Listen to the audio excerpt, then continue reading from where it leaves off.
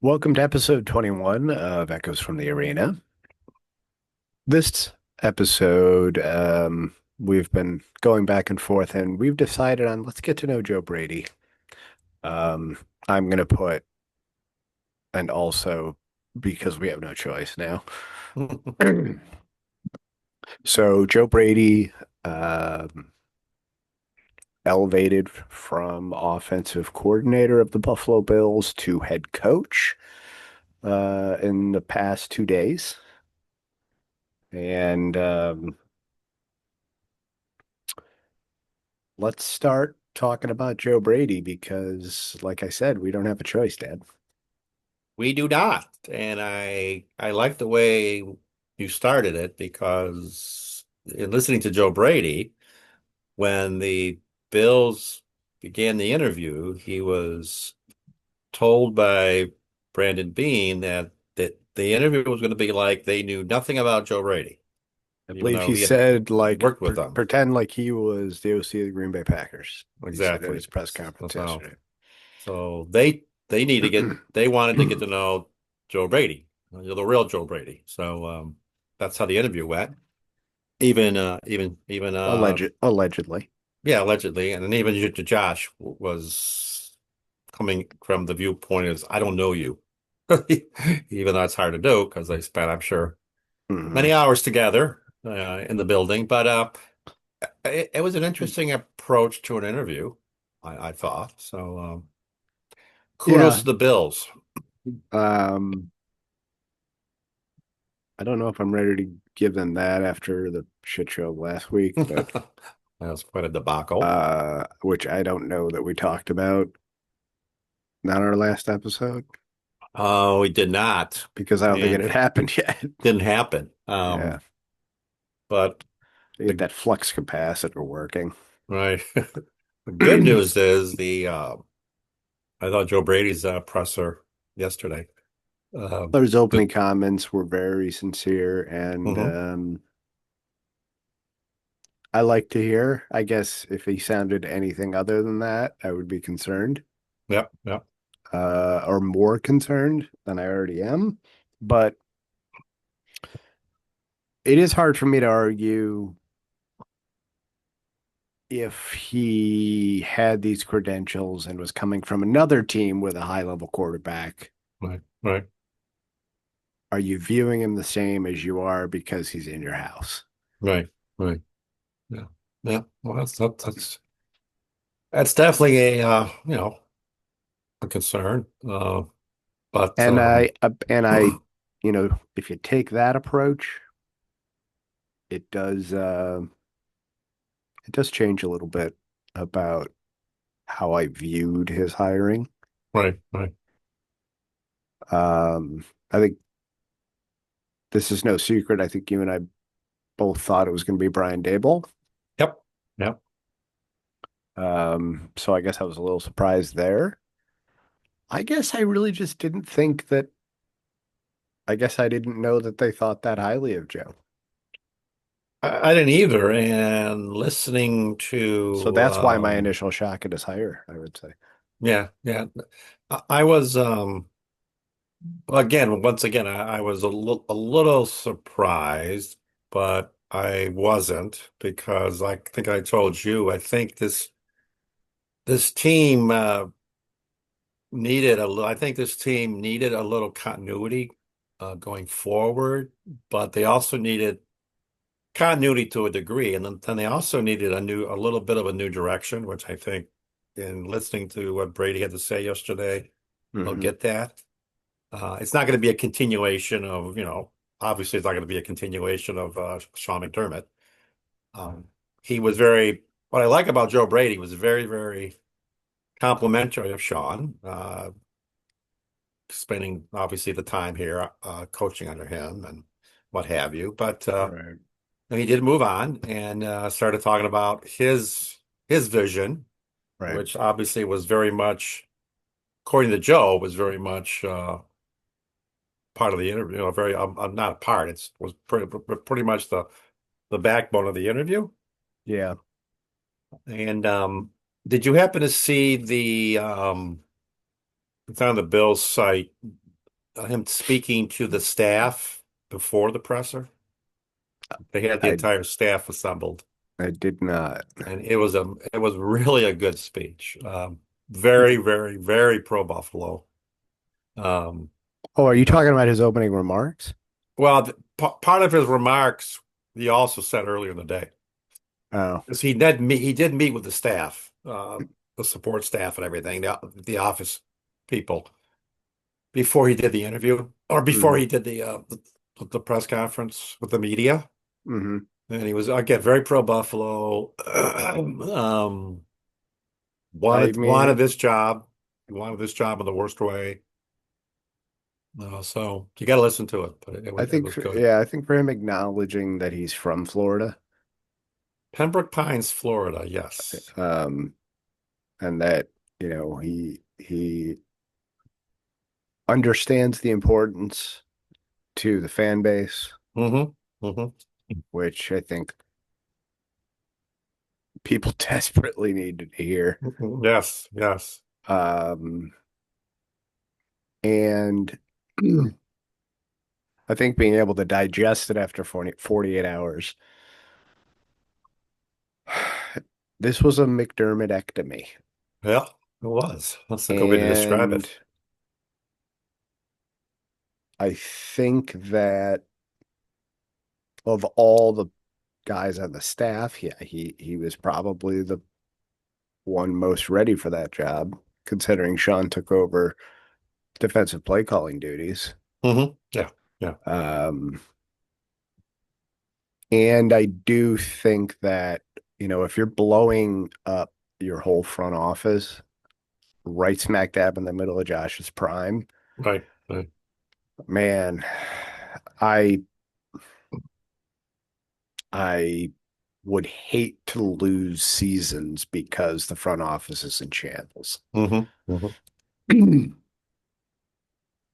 So, I also think, so there's some continuity, but there's also a fresh, young, energetic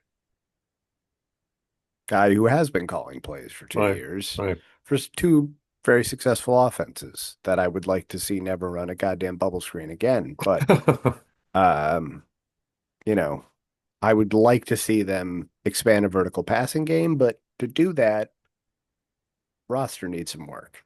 Mhm. We've talked about that. I know they do need that number one receiver, and hopefully that's part of the plans. He but I'm not even asking for like a top 10 number one. Just get me like someone who's definitely a number one. yeah, and as we mentioned, I don't know if it's like I don't really. Because they're gonna flourish with Josh.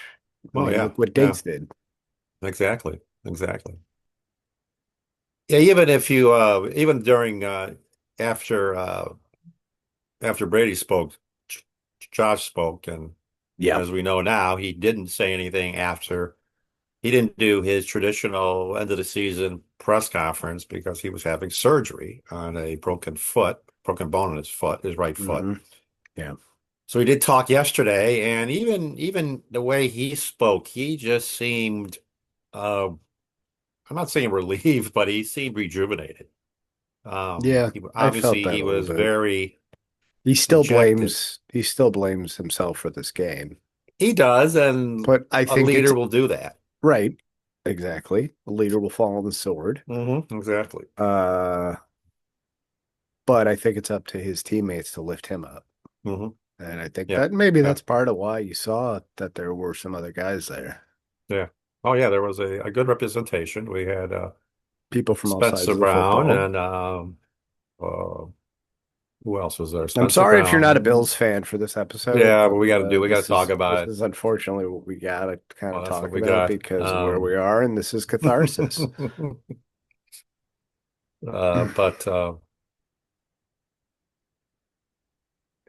But his tone, I just like the again, and in his press conference, he also spoke about, Buffalo, the importance of the This team this to the community, franchise to the community. Yep. Bills Mafia. Hmm. He insisted that though he was from Florida originally, Right. he That's what I was mentioning earlier. was married in Buffalo. Kids are born in Buffalo. His kids are Buffalonians. They were born in Buffalo and they're going to continue to be Buffalonians. And so I think he definitely understands the mentality of the Buffalo fan and the Buffalo psyche. Well, it's really the fabric of our community. Exactly, Whether we like it exactly. or not, it has become it. And I always say that they're, the fans epitomize well, the fans, and you know that being a fan and observing other fans, and Hmm. fans, these fans work hard. They like to play hard. I mean, Yeah. they put in a hard day's work. A lot of them are living paycheck to paycheck, and they're Hmm. still buying the They're still tickets buying the to tickets. go to the games. Now with the PSLs, some fans are Like a, splitting tickets because they can't afford the PSLs, which is yeah, kind of a getting shame, but priced out. It's I shitty. understand why they're doing it. I But know why they do it, but yeah, it's a shame that it's going to affect that guy or but that woman. it's yeah, but it's so much a part of the community. The only I'm only And if you don't live here, it's hard to explain the magnetic nature of it. it's And the only other fan base that would understand us are the Packers fans probably, because they're also like the stadium is actually in a suburban community. I mean, you're well, living behind Lambeau Field and all that. So I so think is that ours. yeah, exactly. Um, and maybe the Pittsburgh Steelers fans also, because I look, there's a lot of similarities between our backgrounds and what have you with And the old, steel mills. blue collar work ethic type of thing. Mm.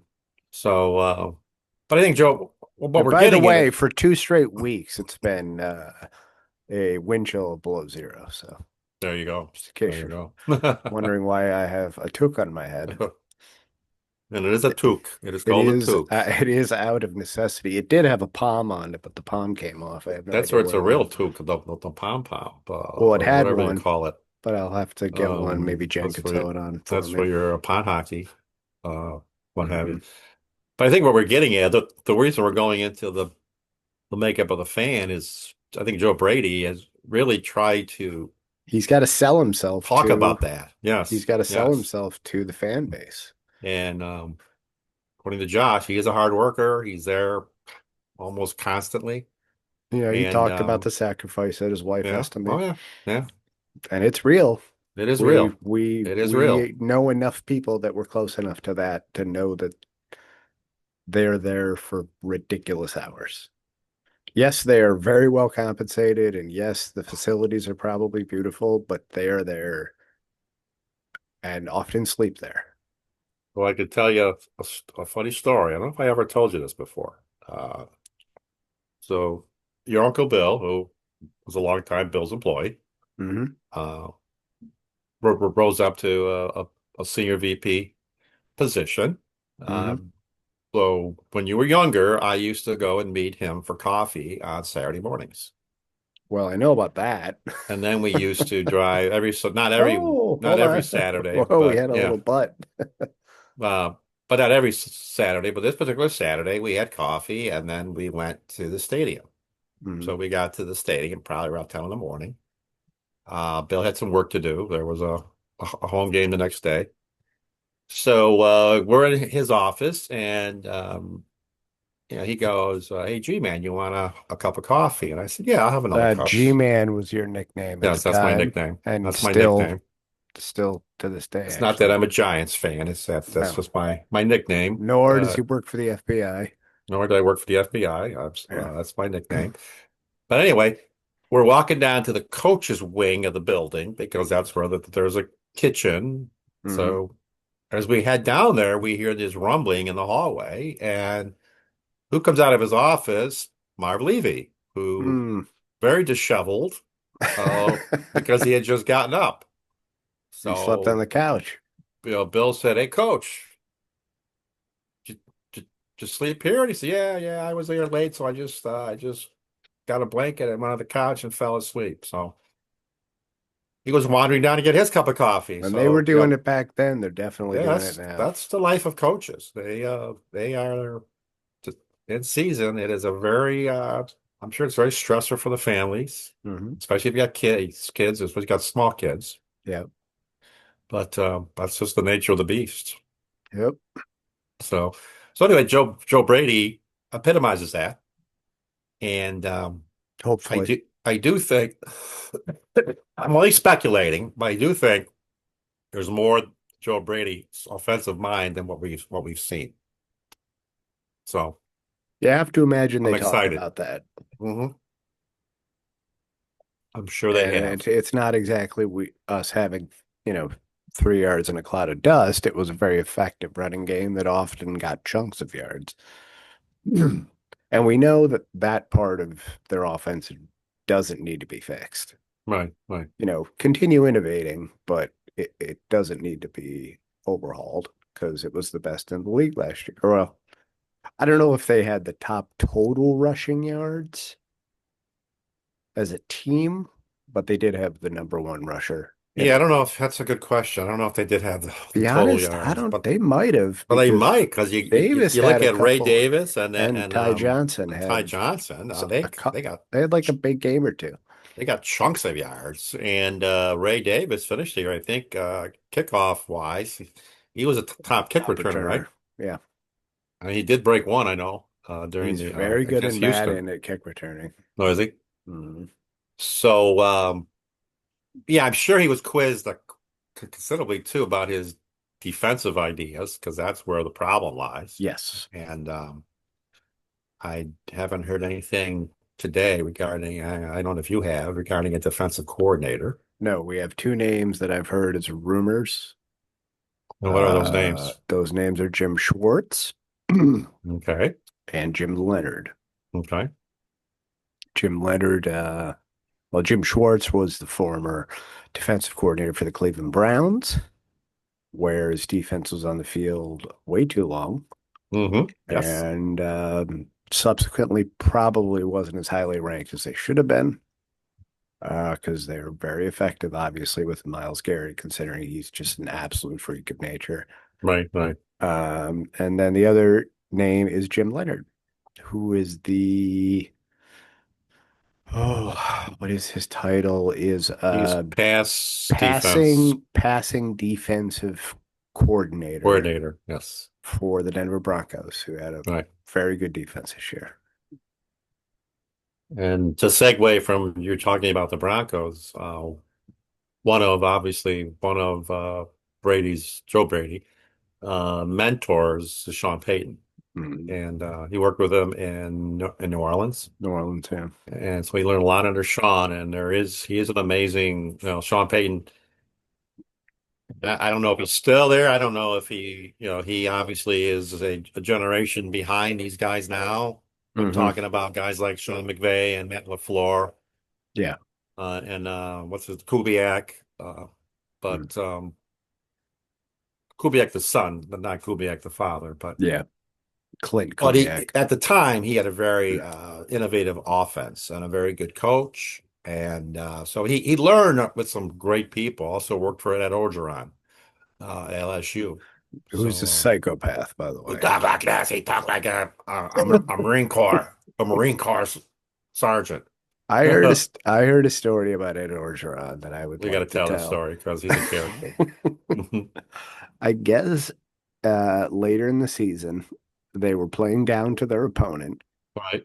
and Ed comes into the dressing room and apparently took his shirt off in the middle of the dressing room and said, "If anyone wants to come at me, come at me."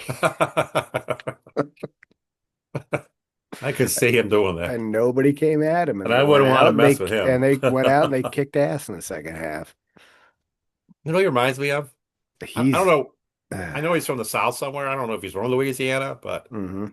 he could roll and fight an alligator. He's just a mean Literally badass. probably could. Just Yes, the way he's built too. He's kind of built like an alligator. he is. He's like no neck. He's just a Yeah. crazy man. Probably a little bit of. little bit of Cajun in him. I don't know. Yeah, there might But be more he, than that in him. yeah, but anyway, but so I don't think anybody mentioned this yesterday, but he coordinated the offense for Joe Burrow when LSU won the national championship. Yeah, So he's got the pedigree. And I just thought, that's kind of a big one I didn't think of. I mean, yeah, granted, they were super talented. I think his two wideouts were like two guys who are well, one was Jamar Chase was one, right? Jamar Chase and Justin Yeah. Jefferson, So think of those two on the two of field the at the top same three time. receivers in the league. Even But Bama couldn't stop them, and that's yep, that's when Nick Saban was at his peak, and he yeah, couldn't stop those didn't two. matter. Burrow had 50 touchdowns that year. And they probably had some other guys that were missing as far as guys coming Oh, they off had the a bench. bunch. They had a bunch. So But remember, Joe Burrow wasn't Ohio State caliber. I know. Couldn't make it Ohio State, Urban Yep, Meyer. Urban Meyer, jackass. We are going to do a show down the road on great icon coaching icons and He's not going to be on that two list. coaches. Well, he won't be there. I'm going to say. I was No. just to say two are well, Woody Hayes, Bo Schembechler, who were Hmm. classics. Right. Um, I know we're getting off topic, but like Woody Hayes, I got to tell you this, Manny. Woody Hayes would go out of his way to not buy gasoline in the state of Michigan. That's how much he hated Michigan. So, He might need he might have needed to get into a program or some sort of yeah, well, anger he management. unfortunately his temper got the best of him because he hit a player, He hit a player, uh, and that was the end of it, right? a linebacker from Clemson in a bowl game, I believe, and that was the end of the road for Woody Hayes. So, Literally but had to go but into a program for but anger management yeah, and didn't. but but but anyway, what I'm getting at is, yeah, Urban and I will not be on it because he obviously totally missed Joe Burrow. Yeah. Now I'm sure they had somebody that's as Sure, they good, had somebody great at the time, but but they did win the national championship that year yeah, yeah. or that But night when anyway, he left. Anyway, but back but to Joe Brady. back to Joe Brady, he was the offensive coordinator of that super high powered offense. Um, yeah, that I think ran the table in the SEC. Yeah, yeah, yeah, they're Yeah. undefeated. Yeah, Mhm. and it's funny because you don't hear much about. Yeah, they have a good program. I'm talking about a college program called William and Mary. I'm sure some of you people have heard of William and Mary. It's in Is it Virginia. Pennsylvania? It's a school in Virginia. Oh, It's it's in in Virginia, I Virginia. believe. Okay. But three coaches now come to mind that played at William and Mary. Joe Hmm. Brady was a receiver. Sean McDermott Yep. and Mike And Mike Tomlin. Tomlin. Yeah, Yep. so there you go. So uh, I actually, when I was getting ready to go to school, college, I was looking at William and Mary. We were down, it's actually in Williamsburg, Virginia. So we were down in Williamsburg, for a vacation, and we toured the campus.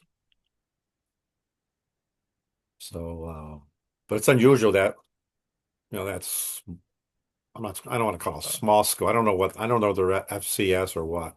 but they have Um, three coaches they out have of they have 30, three NFL three coaches. out of It's kind of interesting. 32. You have Yeah, 11% of the exactly. coaches in the NFL. Well, not McDermott right now, but I'm sure he will get another job, and I'm reasonably sure Mike Tomlin will coach again, but probably, not this year.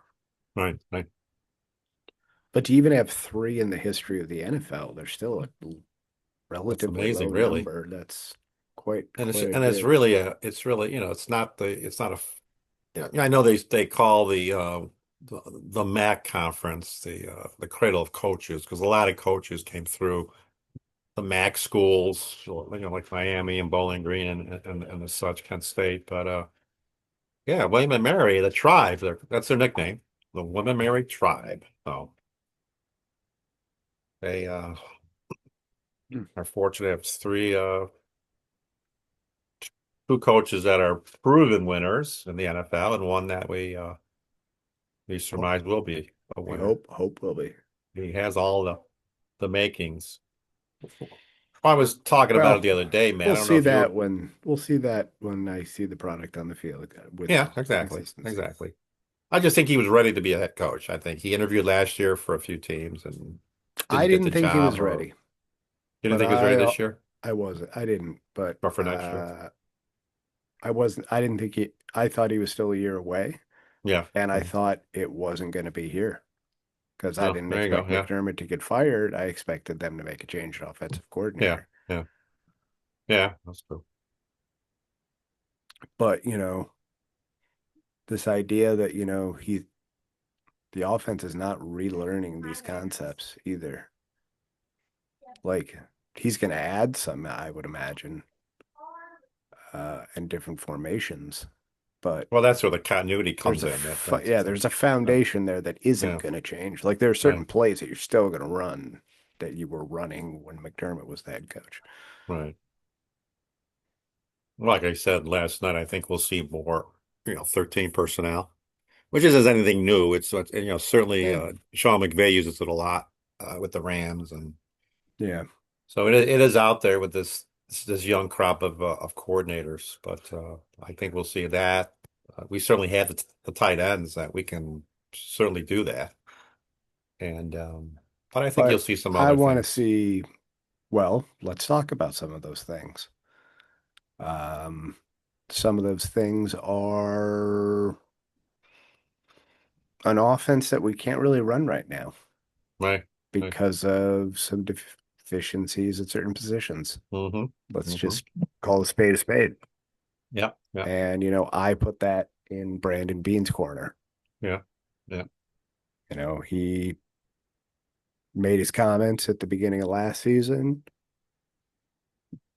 you know, and in the media here, at Yeah. least. I don't know Yeah. if you got the hubbub down there, but he went on GR and basically, I don't know, was very defensive and Yeah, I like did see it. I saw it on you the did. Bills. Okay. I scour the Bills site every day during the season, so I did see the tape of his rant on GR, Yeah. and I thought it was condescending. He claims it isn't, but I thought it was, and He can claim whatever he wants. because It's the how GR people guys have a take it. job to do, they have a job to do, and Sorry, they have to ask you a question. And yeah, they've asked you a question a lot. And fuck, look where we are. We probably have the 30th ranked wide receiver room in the league. Or Mhm. fuck, if we were last, I wouldn't be shocked. But I you wouldn't be got a shocked wide either, receiver room who, in my opinion, has one because you're player that you can rely on to, be a playmaker, and it's not at a position where you're getting down the field a lot. so the good news is Joe Brady has a running game. It looks like our O line's intact. Yep. The obviously Cookie had was the leading rusher. Mm-hmm. Like you just Jimbo. said earlier, we have two other very good running backs. So, and I'm Mm-hmm. assuming they'll all be back. So we got a running game. So that's important. So now, all Bean's got to do is find us a few receivers. Now we have some. Obviously, we have I think one of the best slot receivers in the league I with agree. Shakir. Who gets a lot more attention than he should be because Well, there's exactly. nothing on the outside that people are all that concerned Could you about. imagine if we had a true number one receiver and how much less attention he would get? He's gonna get stuck on a linebacker Because quite often. there's only so many people on the other side of the ball that can cover And on people. first And down, maybe an extra if you, linebacker's out there on first down. If we had the running game that we had this year, which everything is still there for right, that right, part. right. Um, but yeah, I know you said that, and it may not have been on here, but maybe on the phone on the way home, that you thought they need like a number two also. I think so too. Yeah, I think so. I'm just not totally impressed with our wideouts. I just yeah, Cooks made a difference in a few games. But he is an aging receiver, Yeah, you maybe you know. bring him back at like the Well, veteran minimum if he wants to come back yeah, I wouldn't and have a problem with compete for that him fifth back. wide receiver spot. My gripe is some of the receivers he signed, you see him in a game or two, and then they're a scratch or they're hurt. Like, Palmer and Samuel, they've spent more time hurt than on the I field. still think So, the jury's out on Palmer, in my opinion. I think he could still be a fine number two if you had a bona fide number one. well, they do have him under contract. Yeah, for 2 more years. So 2 more years, so he will be around. So yeah, he could turn into that number two. I'm not saying he can't. Um, but And I think he'd be more successful if he's, an effective number two, but you don't mhm, have a number one. Well, guess what? right. Now maybe you got the number one on you. That's that's where I think we missed that true number one because what Yes. he takes away from a defense. Mhm. They have to cover him. They might have to bracket him. They might have to, do something, And and as then that much helps as everybody else. as much as you and I like the tight end room, Hmm. none of those guys are good enough to draw that kind of attention. No, Like no, like Kansas City didn't need a number one because their number one was a tight end. not exactly. Yeah, I mean, Kincaid, in my opinion, has the tools to do that, but he's not on the field enough. right, right, And this team needs other teams to feel danger on the boundaries, right, right. and they really don't. Josh can get it there, but can they catch it? Yeah, yeah, Can they catch it if it hit him in the hands? And I yeah. don't know. And we don't know who's going to be in the wide receiver room, but that's an area that oh, we need some good news at this offseason with that because it's been a glaring deficiency. I would imagine that it's the first thing on their list to try to rectify. And the methods of doing so, you and I have talked about off pod.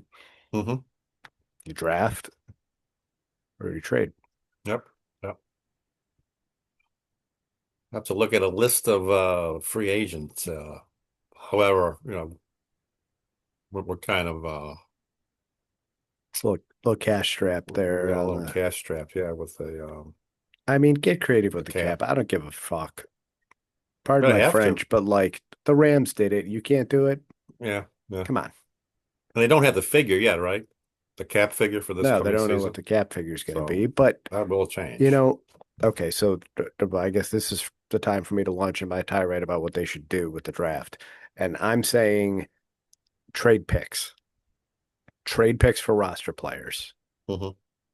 Bring people in that fit within the salary cap, or you get creative because that's your goddamn job, Right, right, is to know how to circumnavigate the cap to a certain extent if needed to get those extra two or three guys that take your roster from uh conference championship caliber to Super Bowl caliber.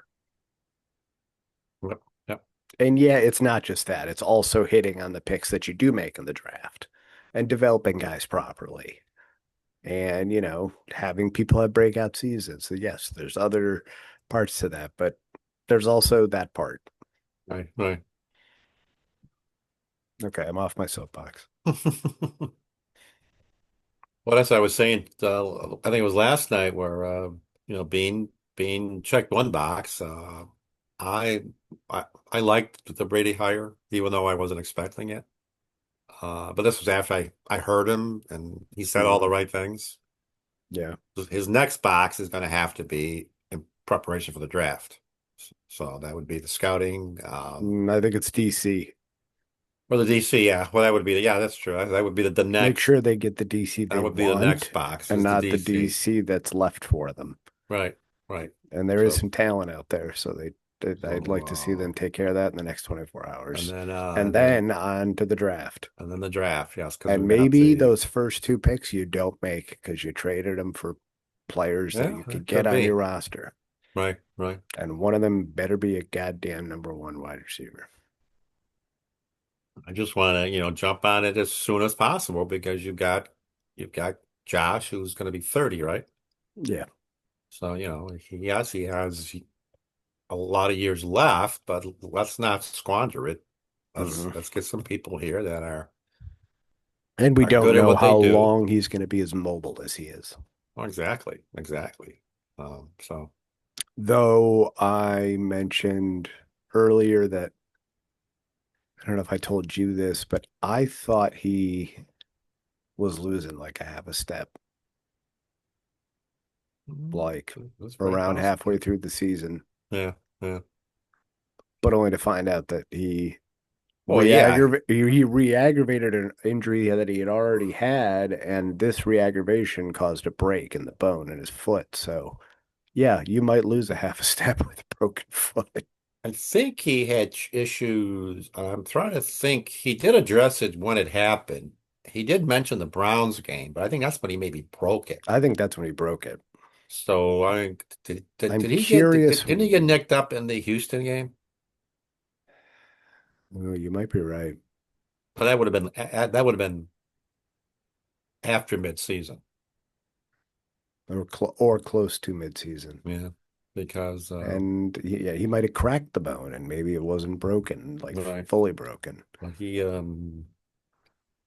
he definitely wasn't the same Josh in the latter part of the season and the you Just know seemed like he'd get caught by the shoelaces yeah, when normally yeah. he'd get away, and now that makes some sense.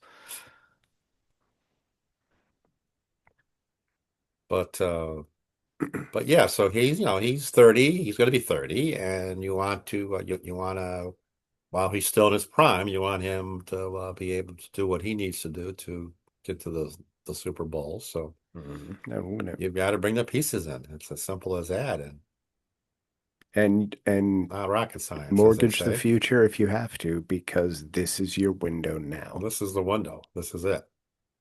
So you know how long it took us to get a quarterback between Jim Kelly and Josh Allen. So franchise quarterbacks, this Like good don't come 17 along. years. I know it was a long time.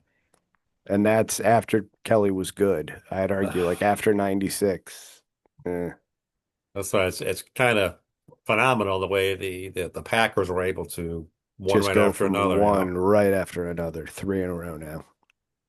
But that doesn't happen for everybody. No. Um, so yes. All right. So I think we did touch on all the things we wanted to touch on regarding Brady. And, when we come back together for the next episode, we might have some news regarding defensive coordinator. And hopefully we have some news regarding, I don't know, a roster player getting traded Yeah, onto yeah. our roster that I'm not plays sure. a boundary position on the offense. When can they trade? Is there any time constraints I'm regarding not aware of them not being before able to the do it now. official season begins Oh, in well, March, is no, it they or can't do it something? now. Yeah. Yeah, you're right. But it's not I think long. it's March It's 1st. right around the corner. Yeah, no, it's pretty soon. Yeah. Um, so and since this is a Buffalo themed show tonight, we Well, also got that'll to. hold on. That'll tell you how much I'm tuned into the Super Bowl. Is I forgot that there's still another game in the season, Oh, and I I know, figured I know. I should. pretty much have put that to bed. I pretty much have put football to bed this year. I just really will I watch the Super Bowl? Yeah.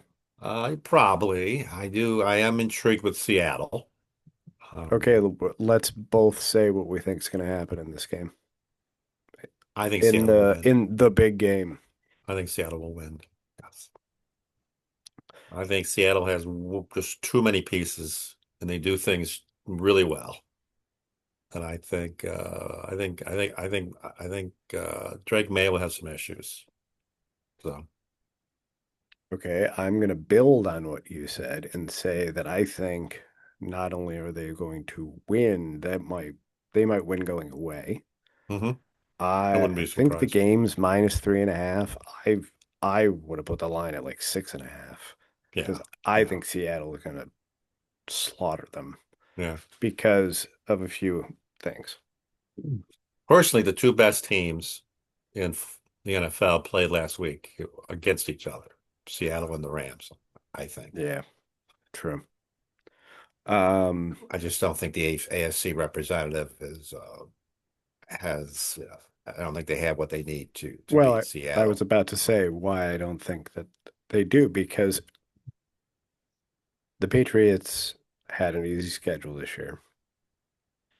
They feasted on a lot of shitty teams. hmm Not that we didn't feast on them as well because we're in the same division, so we're playing the same cross division and the same division that's within our Yeah. conference.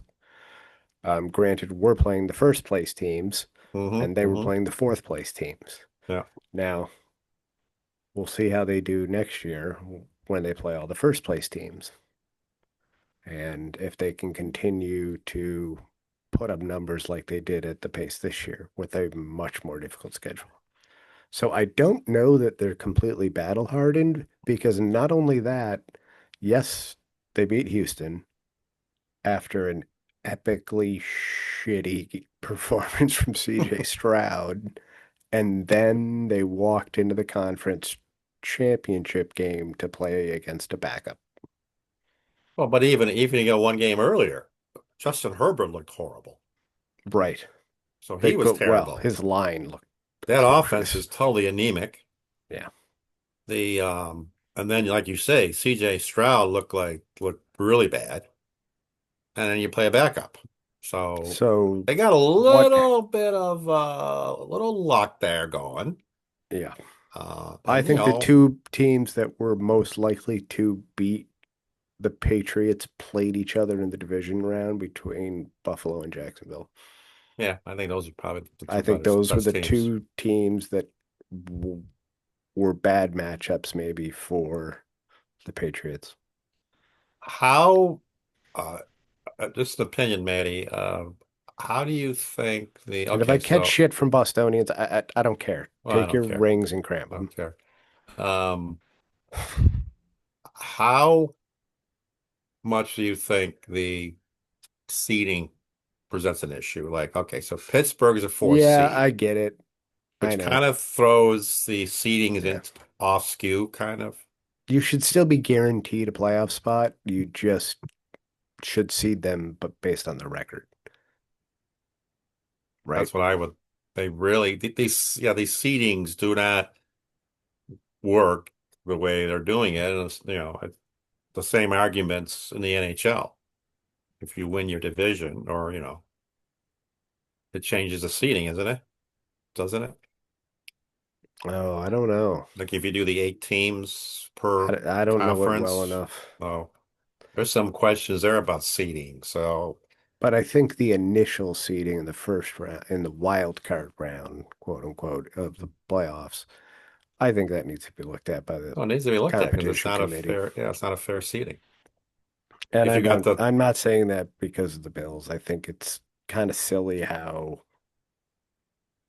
what?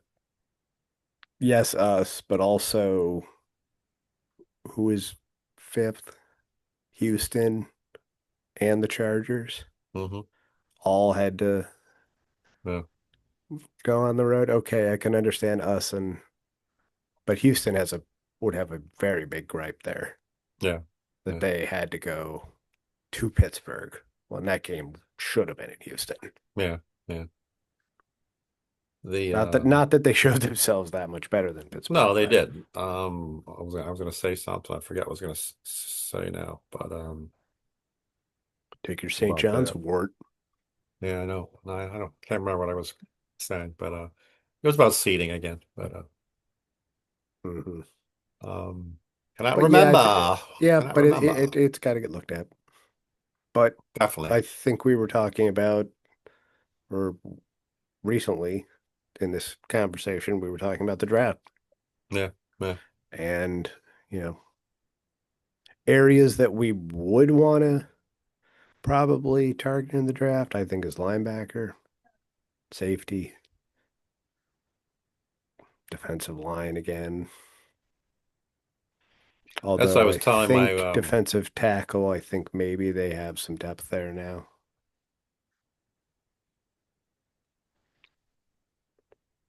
but there's areas definitely to address, yes. Safety, I think, is a big one. But that we need one more safety, whether that comes from the draft or from a veteran player. Hmm. Yep. I like to see a veteran there because it really is a position that you really, really We need someone that can jump in and learn the need the system and experience go. of seeing things, seeing offenses and what have you. Yeah. You know, obviously we had two great ones, and age caught up with them. So, but I like Cole Bishop. I think he's come along really nice. Hmm. He's grown a lot this past season. He's reading the play. He's getting to the ball.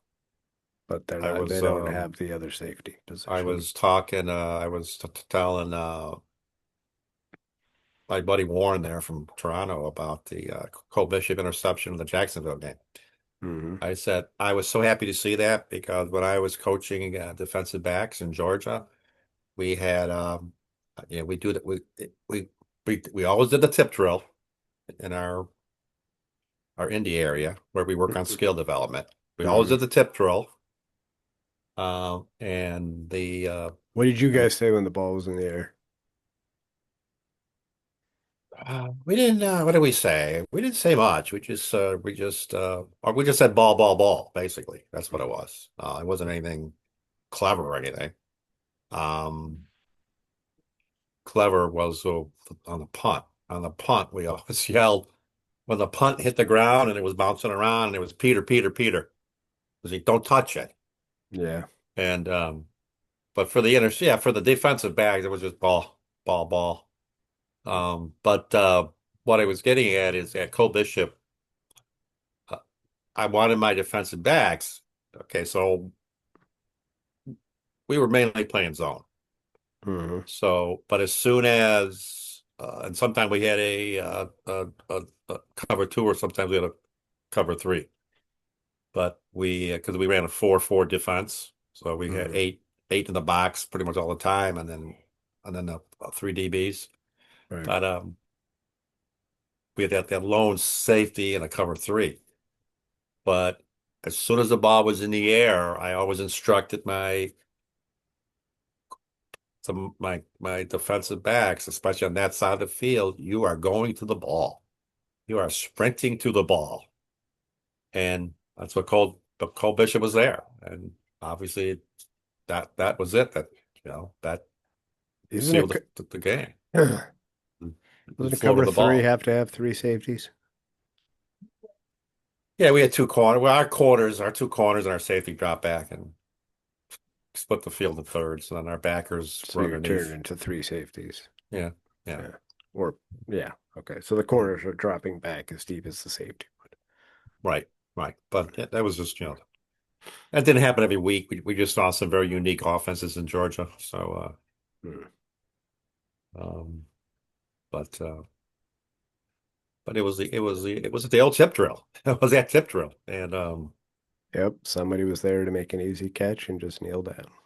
it it worked. I remember it. It worked in a game that we had uh, where we had worked on the tip drill. For some reason, we had worked on the tip drill a lot that week, and we were in a game. We got into overtime, Hmm. and um,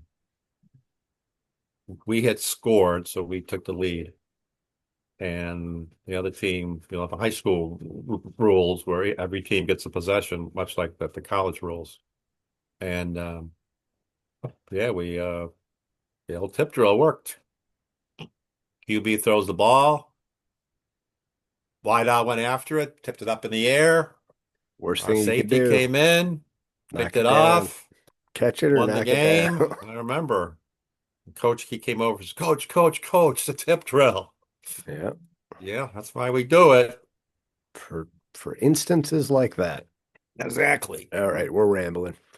Um, So next show, I want to talk about the next show. We're gonna do the well, we talked about it yes, last week. We're we gonna did. our Super Bowl show. So we're gonna be talking Super Bowl history of Super Bowl. We each got a game that we feel turned the Super Bowl from a game, just a game, Into a to a national institution. institution. Yes. And I think I think the next day, that Monday should be a holiday because everybody is everybody is Hopefully there's wasted, a hungover. hopefully there's a caravan going from One Bill's Drive just after this time next year. I hope Um, so. that would be lovely. It would be the probably the parade of the century, maybe Or a two couple centuries. centuries, yeah. I know, I know. I don't know if they had Yeah. parades. I'm thinking, I don't think they, I'm sure they did something in 64 and 65 when the Bills won the Oh, AFL probably, championship. but it was probably like I very don't much remember. localized Like we didn't do downtown. anything. We didn't go anywhere. I did, I was lucky enough to experience one in Atlanta when the Braves won the World Series Mm, in yeah. 21. And that was crazy. The entire city, schools were closed. Everything was closed down. And To date, that is still one of the hardest balls I've ever seen hit. I know that was amazing. Solaire. Mm, yeah. Uh, So, that's an example of a baseball being hit, taking the steam out of the other team. yeah, it totally sucked the Because life when out of that thing them. went out of the stadium. Because it was kind of like it was like a machismo thing to me, it felt Yeah. like. Oh, yeah. Like it's like you're gonna throw heat and I'm gonna deposit it in the upper deck on the left field. Two home runs impressed me in all my years of watching baseball. I'm sure there's Hmm. more, but the two that impressed me was that one. Hmm. And then the other one didn't really have much of a psychological bearing because it was in an all-star game. But Reggie Jackson, when he was still with the A's, Mm. hit a home run in Fenway that hit the right field light standard Mm. That's pretty high up there. up in the lights. I mean, it's almost like the scene from The The Natural. natural, yeah. So it was really that was if it didn't hit that light, that thing would still be rolling down the street in the That's Fenn when section of you, Boston. yeah, So I thought you were gonna say wasn't it Mark McGuire that hit that ball yeah, at Skydome? yeah. Yeah. Oh no, That that was Conseco oh, was it Conseco? that hit the roof. Yeah, yeah. Well, that That one was a hit the bomb too. roof, but didn't somebody hit a homer? Or no, it couldn't. Yeah, it must have been Conseco because I'm thinking like, well, why would the other teams be playing at Skydome? But was it that ball was still traveling up when it hit Hmm. the roof? Yeah, yeah. I did see some amazing home runs Crying out at loud, how far Skydome. would that have been? There was also, or it's Rogers Center is called now, but Yeah. we know it as Skydome. Mike Greenway, who was a played for the Red Sox in the Yeah. 80s, hit I, a literally. You've been in Skydome, mhm. so there's a restaurant out in center field. Yeah, it's way out there. He hit a. This is how it was so amazing. He hit a line drive, hit a line drive home run, hit the restaurant. So that was amazing. I've never seen a ball that low go that far. Yeah, that's crazy. It's definitely a low launch angle, but that thing, and I it also think got out of the ballpark so fast. I think since then somebody has actually cracked the glass in that restaurant. Oh yeah. Yeah, could be wrong, but I thought I heard that. All right, let's sign off before we ramble our way into a Okay. whole other segment. Oblivion. Okay. Yeah. Um, so we're going to discuss what next Super episode? Bowl. Super Bowl, the history Super of the Bowl Super Bowl, episode. and our once again our thoughts on what games we thought. We each picked one game, Hmm. and Hmm. it kind of jives with what generation we're in. So Yeah. Yeah. Exactly. we'll have some fun talking about that. We may have some other Bills stuff to discuss. Hopefully, like I said, defensive coordinator and wide receiver, and maybe some other signings, and we can maybe discuss a little bit on the draft. And then we have some ideas for an episode after that, but we're going to keep those close to the vest, as Sounds they good. say. So, That's right. for Greg, I am Matt, signing off for this evening. Have a good one. Go Sabres. Go Sabres.